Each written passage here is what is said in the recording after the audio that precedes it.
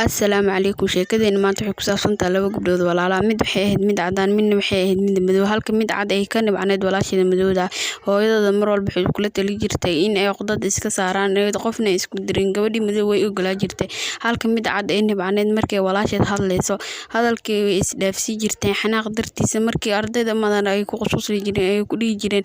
ma gabadhan ayaa la socota adiga waaba caday intee ka keensatay tan marka xaafadda ay imaado hooyadeed ay ku wici jirtay ay ku dhihi jirtay hooyadeed ayaa ku dhahday maxaa kugu dhaca gabadhii ayaa ku dhahday dadka mar walba ay wacaya gabadhan madowgeeda mana rabin mar dambe inaan israacno gabadhii waxay ku dhahay waa walaasha gabadhan waan israacaysiin markii halaas maqasho way ay ka tagtay iyadoo xanaaqsan oo careysan gabadhii waxay ka fikiraysay si ay gabadhan iskaga reebaysay midii kalena hooyadeed ayaa la hadashay gabadhan waa aad ka weyn tahay iskaga dulqaaday wax walba ay kugu samayso inta kasoo aqliyoobeysa gabadhii waxay ahayd gabar baari iska yeeli jirtay halka midii kale ay ka fikiraysay gabadhii waxay ku sameyn lahayd markii dambe ayay qorshe heshay aabihii saas aabahood markuu u baxay ayay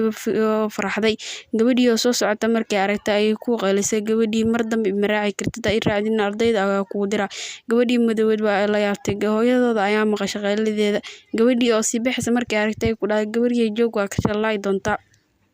gabadhii kalena hooyadeed ayaa la hadashay ku dhahday sidaan kuu sheegay waa gabadha inta kasii aqliyooysa maalintii dambe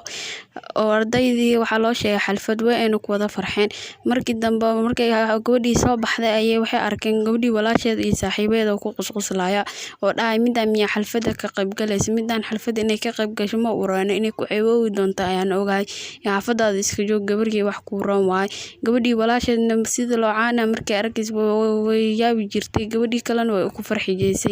markii dambe dheelkooda waxa ay ugu sii dareenba intay wejiga ka haleeyaan wejiga ayay wax ugu shubeen markaas ay ku qusqusneen gabadhii wax maysan dhihin loo iska amastay markaas ay ku dhaheen saan aad ku quruxday xalfad waxaad ka doonaysaa saan in iska taag kuna xaafadaadana joog gabadhii dheelkooda ayay sii wateen wejigana way ka haleeyeen laakiin midii kale way wada qusneen way iska murugtay markaas ay meel banaan iska imaaday gabadhii way iska ooysay cabaar si iskaga ooynaysay markii dambe ayay waxay dhahday midabkan aniga ma doortay walaashay waxay ugu caynaysaa laakiin waxaan sameyn ma aqaan waa walaashay hooyadana mar walba iskaga dulqaaday ayay dhaheen laakiin waxaa maqlaysa saaxirada kor saarneed ayaa soo degtay markaas ayay ku dhahday markii ay soo degtay ayay ku dhahday gabar maxaa la oonaysaa gabar yar ayaa tahay walaashaada waxa kugu samaysa waa aan ogahay markaas ay ku dhahday waa walaashay waxaan ku sameeyaahe gabadhii saaxiradii ayaa ku dhahday waxaan sameysay anaa ku sheegaya warkayga dhageyso gabadhii waxay ku dhahday xalfad ma jirto xalfadaas waxay ku dhahday aniga ayaa rooteyso ku siinaya hana ka cabsanin gabadha waa marsanay markii ay ku aragtay gabadhaas inay ka masirta laga yaabo inay ka qaadata laga yaabo laakiin meel ka dhigo haday qaadatana way in ka shalaanay saaxiradii markii dambe rooteysada ayay siisay gabadhii ay ku dhahday rooteysadan ayaa qaadanaysa ugu rooteysadan horteeda ku marsa xalfadan waxay ka dhigan doontaa gabadha ugu shidan gabadhiina waa ku farxad rooteysadii way ay soo qaadatay markii xaafadda saas imaaday ayay barooweys waxay imaaday miyaaradii horteeda gabadhii waxay bilowday inay marsato gabadhii markii dambe waxay isku bedeshay gabar qurux badan laakiin waxaa arkaya gabadhii walaasheed ahayd gabadhiina way ku farxday rooteysadan sida ay ka dhigtay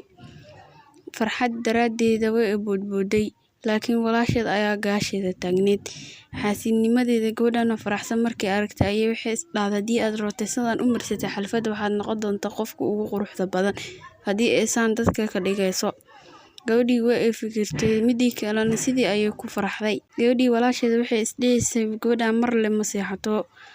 halkii gabadhii kale ay seexatay markii ay seexatay gabadhii kale ayaa imaaday waxay ka qaadatay rooteysadii gabadhii iswaxdii sideeda ayay ku soo laabatay way ay soo kacday iyadoo faraxsan laakiin waxay aragtay rooteysadeedii oo meeshaas oolin way ay bawalshay sariirta hoosteeda meel ay ka raadisana ma lahayn gabadhii way ay fikirtay cabaar si iskaga fikiraysay laakiin waxay isdhahday waxaa qaadatay gabadhii walaasha ahayd laakiin way ka shalay doontaa gabadhii kale ayaa rooteysadii soo qaadatay way ay marsatay gabadhii waxay noqotay gabar qurux badan isku bedeshay xalfadii markii ay imaaday dadka horta maslaxa ay soo kortay gabadhii waxay noqotay gabar qolxumo badan dadkii waa ay ku qusqusleen markii dambe gabadhii waa iska soo carartay midii kale ayaa imaaday gabadhii kale markii ay maslaxa sidaas u soo kortay iyadoo soo socota markaas ay maslaxa soo kortay dheel qurux badan ay soo bandhigtay dheeshoodiina waa laga helay gabdhihiina waa ay ku farxeen markii saas la dhahay dheeshoodii waa ka helay markii la dhahay markii dambe waa iska soo baxay waxay aragtay midii walaasheeda ayaa waxay noqotay gabar madow badan ayadoo ka walwalsan wixii ku dhacay gabadhii kale ayaa imaaday familkeeda ayay umaaday waxaa la laabaa ku guuleysateen ayay hooyadeeda u sheegtay iyo aabaheeda markii dambe gabadhii ayaa imaaday midabkeedu isku bedelay walaashay ayaa waxa ka haysata ayaa marsaday sidaan ayaa noqday gabadhii ayaa ku dhahday xaasidnimadaada arag gabadhan in caysi mar walba ayaa bara jirta haddana waa ka ayada ay ka soo guuleysatay gabadhii ayaa ku dhahday foolxumada ma ahan inaad guul darro keensatid quruxda ma ahan kaliya waxaan guul lagu gaari karo foolxumada waa sidaas oo kale wuxuu Ilaahay ku siiyay waa lagu qanacaa sheekadeenina meesha ayay ku dhamaatay ربي لا أرجو ملاذا آمنا إلا حماك